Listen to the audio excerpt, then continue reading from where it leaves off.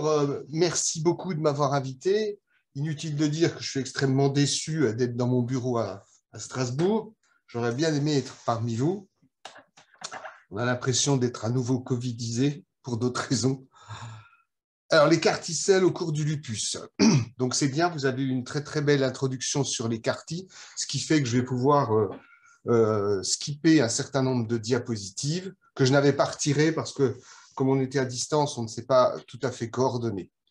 Donc, mes conflits, mais j'en ai pas pour cette présentation. Donc, vous avez sans doute vu ces publications. Donc, en 2021, une lettre dans le New England Journal of Medicine avec un cas de lupus réfractaire traité par CAR-T anti-CD19. Et puis, en fin d'année 2022, cette publication dans Nature Médecine avec 5 patients supplémentaires. Donc, ce sont tous des patients qui ont été traités par le même groupe à Erlangen, près de Nuremberg. Alors, ce que je vais vous dire n'est pas que du travail bibliographique, bien que je n'ai encore pas traité de patients. On en aura sans doute un prochainement qui va être traité chez Georges Schett, mais j'ai beaucoup interagi et discuté avec Martin Hermann lors d'une réunion à Strasbourg. Donc, les CAR-T, vous avez bien compris maintenant ce que c'est. On redirige le TCR du patient, enfin, on le remplace plutôt par quelque chose qui va pouvoir reconnaître un antigène particulier et qui est associé à des molécules de costimulation et de signaling. Donc, ça a été développé en oncologie, on l'a vu. Alors, ces CAR-T ont été sont produits à partir du sang, à partir du patient lui-même. On récupère ces cellules T et on va, en général, avec un anti ou un rétrovirus, insérer la construction. Et puis ensuite, on va expandre, c'est pas très français, je crois, on va développer ces cellules in vitro. Alors, si vous prenez un patient lupus, vous pouvez déjà vous inquiéter de 2 problèmes. Le premier, c'est que ces patients, souvent, sont lymphopéniques, en particulier s'ils ont été traités multitraités avec des drogues qui peuvent impacter le développement des T. Mais il y a aussi la possibilité d'activer, de récupérer des T autoréactifs et puis de les stimuler aussi in vitro. Donc, il faut trouver un moyen peut-être de les trier, où il y a des systèmes, mais pas tous les systèmes de CAR-T où la construction s'accompagne d'un knockout du TCR, mais sinon, comme vous l'avez vu sur le schéma présenté juste avant, vous avez des cellules qui ont le CAR, mais qui ont aussi encore leur TCR. Donc, 2 problèmes potentiels qui peuvent survenir. Donc, comment ça fonctionne? Vous avez compris, les indications, je passe.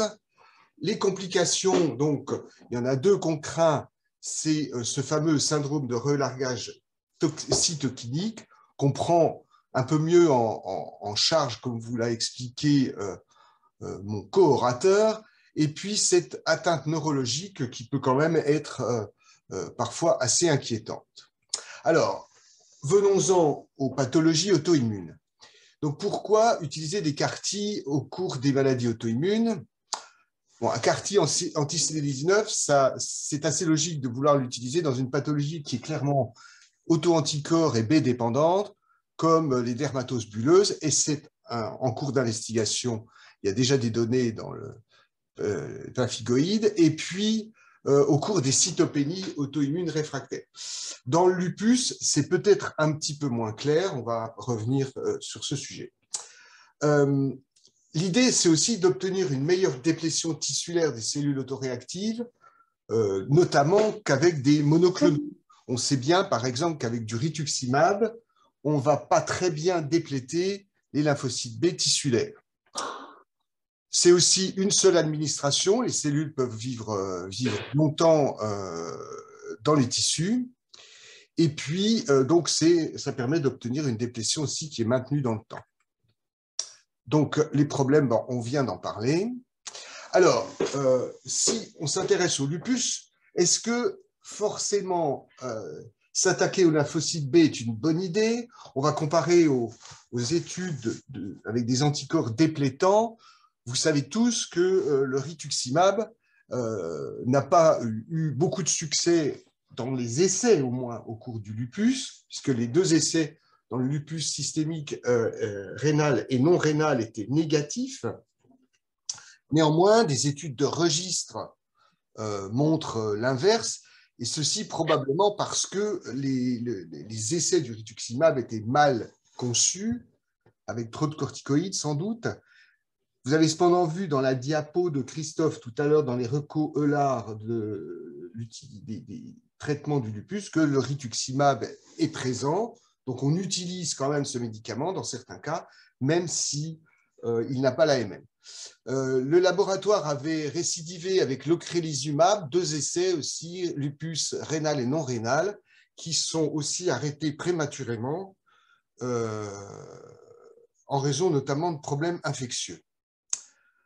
Alors, bon, vous savez également tous que le belimumab, lui, a réussi à se frayer un passage avec une efficacité qui est réelle, même si elle n'est pas, même si elle est modeste. Bon, le belimumab n'est pas un anticorps déplétant. Et donc, malgré cette efficacité, ce qu'on peut observer, c'est que le taux d'anti-ADN diminue, mais quand même pas de manière extraordinaire non plus. On pourra le garder en mémoire pour tout à l'heure. Alors, les choses s'améliorent peut-être un peu avec cette phase 2 concernant l'obinutuzumab. Donc, Christophe en a également parlé. Donc, ça, c'est toujours un anti-CD20, mais qui agit probablement plus par ADCC que par lyse complément dépendante de la cellule, et avec des résultats, mais c'est des résultats de phase 2 hein, qui sont assez encourageants. Alors, je vais faire un bref passage de 60 secondes par une autre thérapie cellulaire qui est l'autogreffe de cellules souches hématopoïétiques, et vous allez comprendre pourquoi. Donc, cette autogreffe, là, c'est un traitement qui est un peu plus, je dirais, radical que les CAR-T, puisqu'on va utiliser un traitement immunoablatif avec un rescue par une greffe autologue. Donc, c'est un traitement qui est actuellement utilisé dans la sclérodermie systémique, parce que malheureusement, on n'a pas beaucoup de DIMARD dans cette maladie, mais il a également été utilisé dans le lupus, réfractaire, notamment par nos collègues de Berlin à la Charité. Et je vous le montre ça, donc c'est un protocole de conditionnement classique avec essentiellement de l'endoxan et de la TG.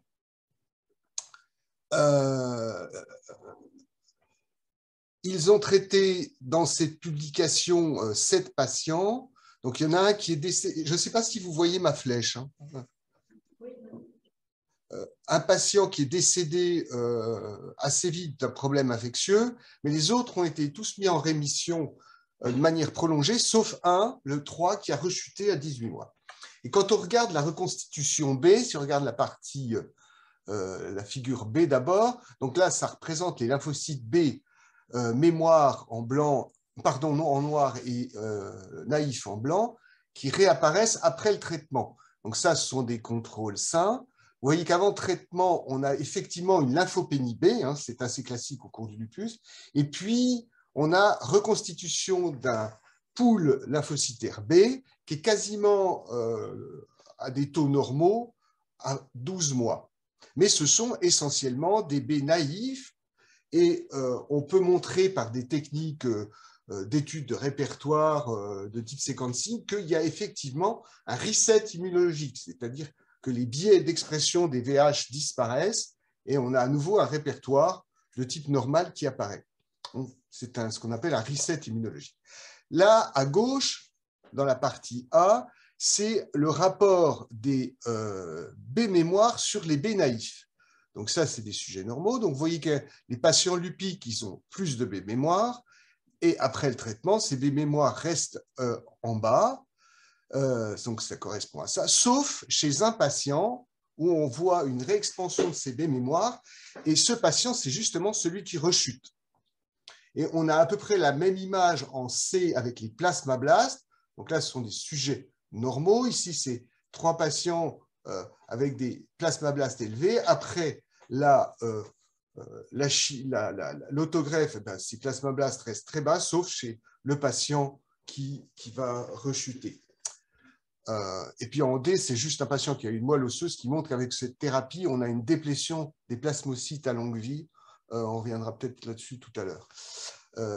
Donc, toujours est-il que le message de ce papier et d'autres, c'est qu'avec cette procédure, on a effectivement un reset immunologique.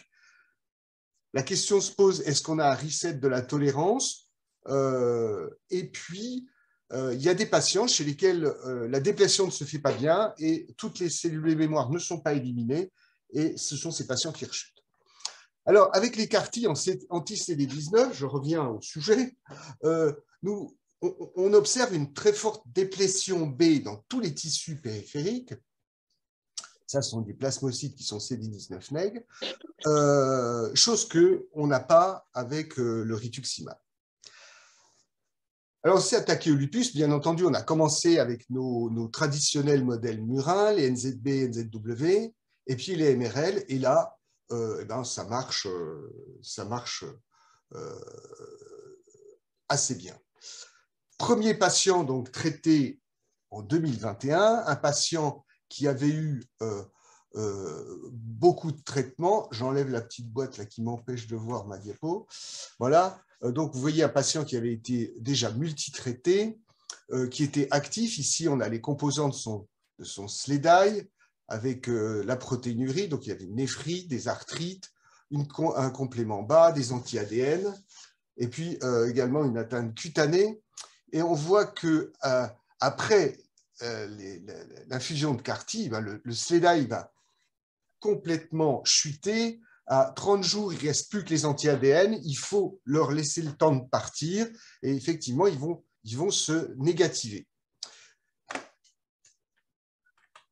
Alors, chez ce patient, on a observé une déplétion B complète, en tout cas dans le sang. Il n'a pas présenté de syndrome de relâchage cytokinique ni de complications neurologiques. Quand ils ont publié le papier, un mois et demi, il était en rémission. Alors, le reproche qu'on a dit, oui, comme vous l'a dit mon collègue juste avant, on fait une chimiothérapie en gros pour faire de la place, avec dans ce cas-là de la Fluda et du cyclophosphamide, et on s'était posé la question de savoir si ce qu'on observait, cette rémission, ce n'était pas l'effet de la fludarabine. Alors, le cyclophosphamide, son effet dans le lupus, on le connaît, celui de la Fluda, un peu moins. Donc, c'était une question qui était posée. Néanmoins, à l'ACR 2022, ils ont donné des nouvelles de ce patient qui était toujours en rémission, donc sans traitement, donc à plus d'1 an. Et puis, donc, en même temps, en fin d'année, ce travail avec 5 patients supplémentaires. Alors, pourquoi anti-CD19 vous direz, vous avez vu tout à l'heure que CD19 est exprimé plus longtemps au cours du développement B et qu'il est plus précocement exprimé. Donc, vous allez cibler des cellules pré-B, mais également des plasmablastes, peut-être pas des plasmocytes à longue vie, par rapport à un CD20, qui a un spectre plus faible. Donc, ils ont traité 5 patients, 4 femmes, 1 homme. Donc, ce sont des jeunes patients qui ont une maladie qui dure déjà depuis assez longtemps, sauf un, avec des SLEDAI qui sont quand même globalement relativement élevés. Tous les patients ont une atteinte rénale de type 3 ou 4. Ils ont la pôle, l'articulation et, pour certains, une atteinte hématologique.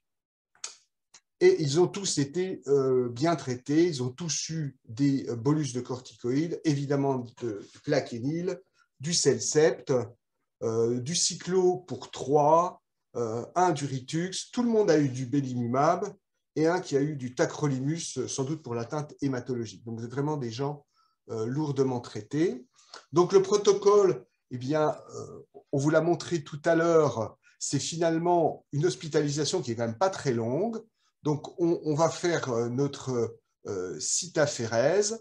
Ensuite, on produit les CAR-T. Et puis, dans les jours précédents, de J-5 à J-3, on fait cette chimiothérapie ici, et on administre les CAR-T en une fois, et ensuite on surveille le patient.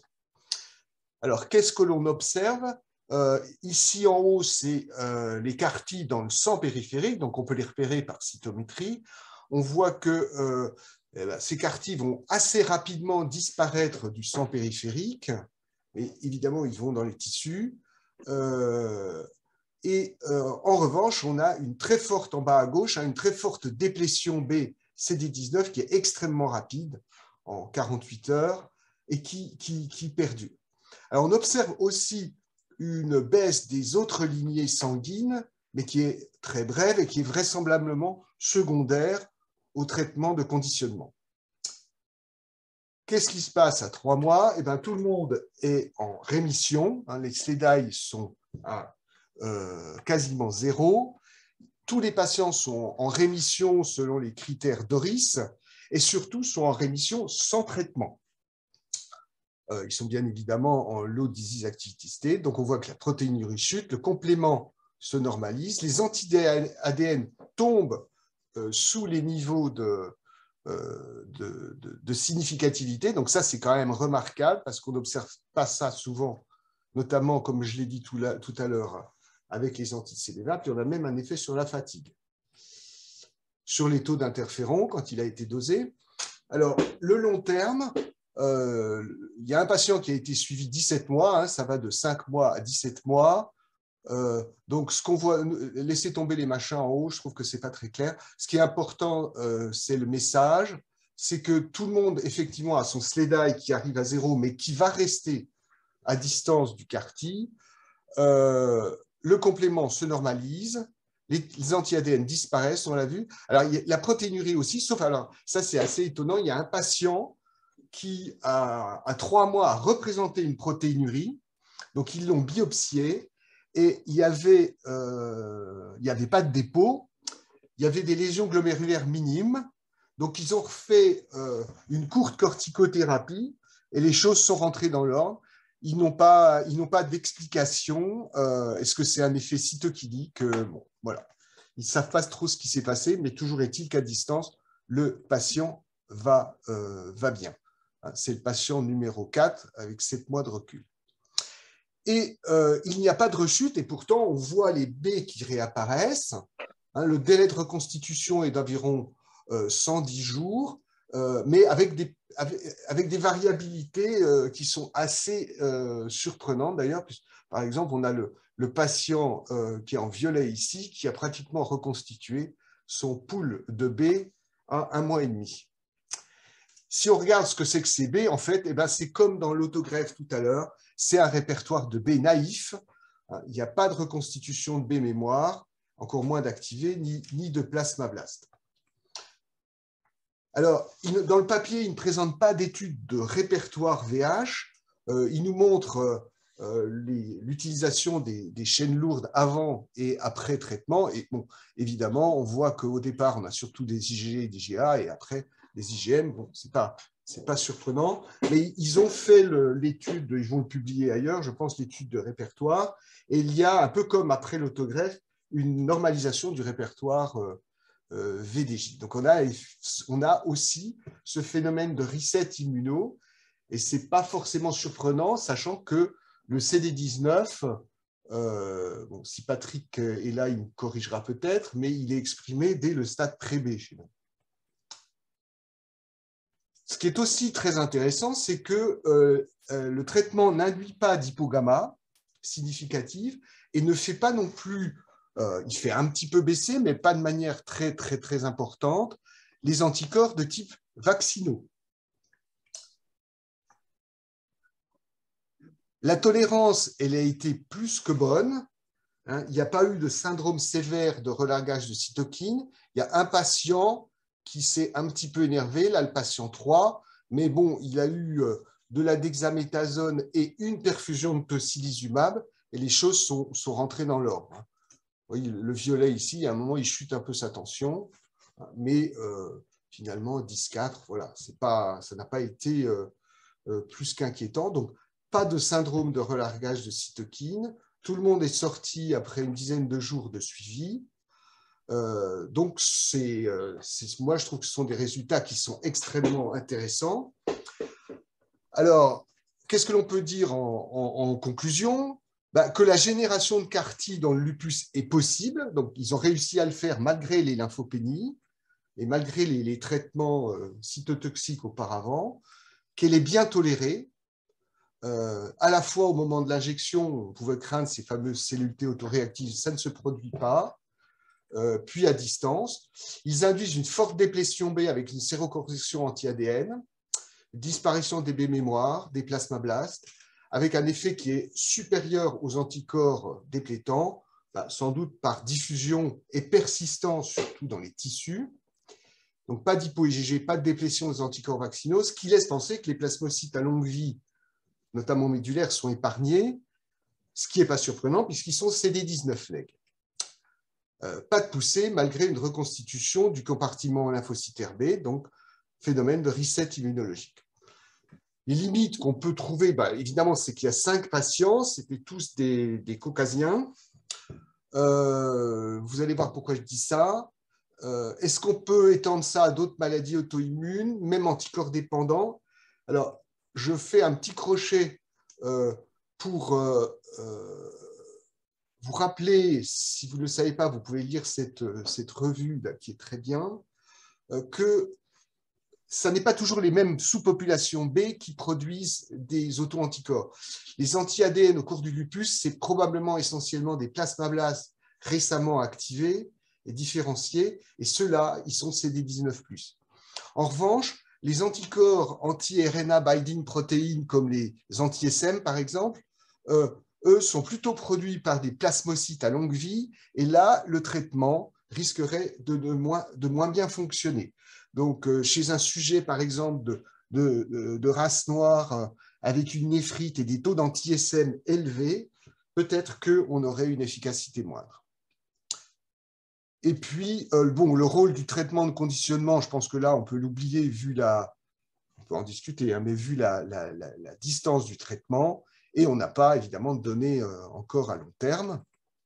Alors, je termine avec 2 diapos, mais on en a déjà parlé pour vous dire que on étudie cela dans d'autres maladies, notamment dans le pemphigus.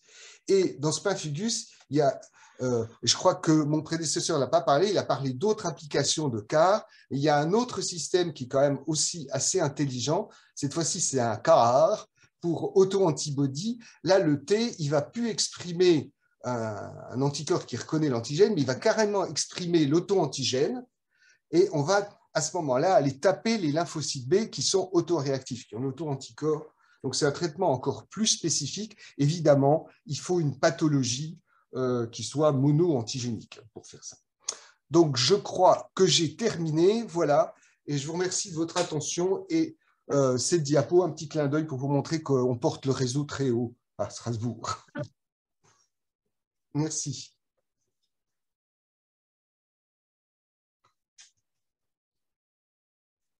Merci beaucoup pour cette très belle présentation. On va avoir des questions dans l'Assemblée.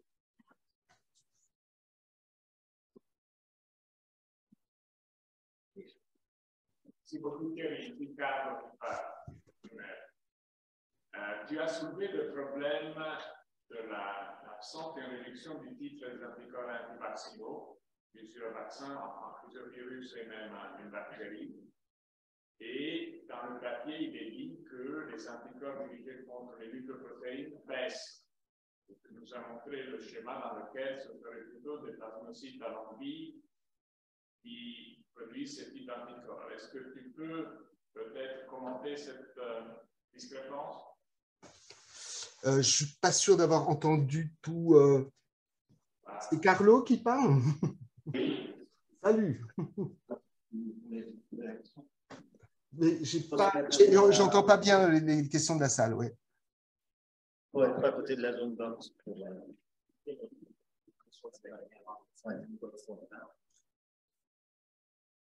Merci Thierry pour ton exposé, était très clair et très précis. J'avais juste besoin d'un commentaire de ta part. Tu nous as dit, et le papier montre qu'il n'y a pas vraiment une baisse des anticorps anti-vaccins sur virus et même le tétanos toxoïde, je crois. Oui. Et dans le papier, ils disent qu'il y a toutefois une réduction des anticorps antinucléoprotéines, c'est-à-dire anti-SM. Et tu nous as montré la théorie selon laquelle ce serait plutôt des plasmacytes à longue vie qui sont députés à la production de ces anticorps. Oui.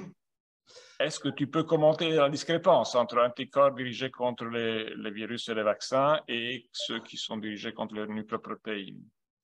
Alors, sur les vaccins, bon, je crois que c'est assez clair, c'est des plasmocytes à longue vie. Concernant les alors, en fait, ils ont très peu de données, hein, notamment sur les anti-SM, parce que il y avait...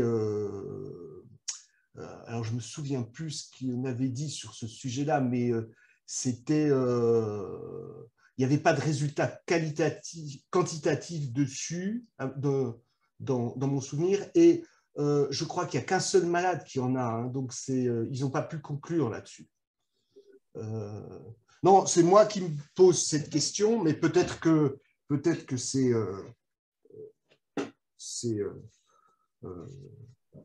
peut-être que ça n'a pas lieu d'être, hein. Mais il y a probablement quand même des pathologies auto-immunes où c'est les plasmos à longue vie qui sont impliqués, et avec un anti-CD19, ça risque de moins bien marcher. Merci Thierry. Je ne sais pas ce que tu en penses, ou ce que Patrick en pense. Oui. Salut Thierry, c'est justement Patrick. J'ai une question à te poser qui est la suivante. Est-ce que tu penses que le traitement guérit ou est-ce que tu penses que le traitement met en rémission? Tu penses sérieusement que j'ai la réponse à cette question? Attends, je ne sais pas, je pense que tu n'as pas la réponse. Tu peux avoir un avis. Oui, alors je pense qu'avec ce reset immunologique, si ça se passe un peu comme dans l'autogreffe, finalement, tu peux peut-être quand même guérir. Je pense que c'est la seule façon, sachant que, bon, évidemment, tu conserves ton background génétique qui n'est pas forcément le meilleur, mais en tout cas, après l'autogreffe, on a quand même des données qui laissent penser que tu as, dans ce phénomène de reset, tu as j'essaie de parler en français, de phénomène de rétablissement de la tolérance. Oui, mais... Je pense que... non, tu n'es pas d'accord? Intuitivement, je penserais l'inverse, c'est-à-dire que par rapport au CAR T-cell, si tu veux, je pense que tu ne touches pas le répertoire T autoréactif. Et dans le lupus, tout à fait, oui. En partie une réponse BT dépendante. Tout à fait. Oui. Autant, et voir si la maladie est, parce que comme tu le disais, le fond de jeu génétique est là, le répertoire T autoréactif est là, tu n'imagines pas que les auto-antigènes disparaissent. Hein. Ah non. Et donc, j'aurais tendance à dire que sur plusieurs années, je pense que la maladie peut réapparaître. C'est-à-dire qu'effectivement, au début, tu te retrouves avec le répertoire B naïf, mais petit à petit, je ne serais pas surpris que ton contingent B autoréactif réapparaisse également. Ce qui est, à mon avis, différent de la greffe. Un petit peu différent, à mon avis. Mais pour les CAR T-cells, j'aurais plutôt tendance à dire rémission versus en rémission prolongée, ce qui est super déjà, hein, ce qui est remarquable, hein, mais probablement pas guérison. Mais après, c'est un pari, je ne sais pas, moi non plus, je n'ai pas la réponse. Hein. Non, mais je suis tout à fait d'accord avec toi. Quand je parlais de guérison, d'ailleurs, j'étais plus dans la greffe. Et on m'aurait posé la question avant de voir ces résultats, avec anti-CD19 dans le lupus, je n'aurais pas été tout à fait certain du résultat, justement à cause du fait qu'il y a plein de T autoréactifs auxquels on ne touche pas. Ouais. Oui, tout à fait. Ouais. Et merci pour ta présentation, c'était super. Merci beaucoup.